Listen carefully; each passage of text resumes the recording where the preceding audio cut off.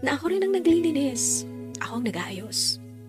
At habang sinusulat ko to, naririnig ko pa rin sa mga tenga ko yung pagtawa niya dun sa kwarto habang kachat ang mga babae na katrabaho niya. Hindi ko na alam kung selos ba to o trauma na. Minsan naiisip ko, baka ako na talagang may problema. Baka ako na yung nagkulang, baka kasi tumaba na ako, o lagi na lang akong pagod. Pero sa totoo lang, gusto ko lang maramdaman na may nagmamahal sa akin. Hindi lang umaasa sa serbisyo ko. Kaya Bettina, gusto ko lang itanong, tama pa bang magstay? Kasi araw-araw parang nauubos ako eh.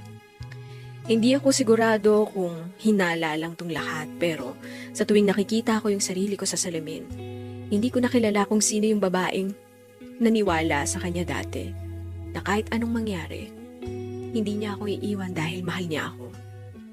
Maraming salamat po sa pagbabasa ng aking kwento. Lubos na gumagalang, Miss Stress.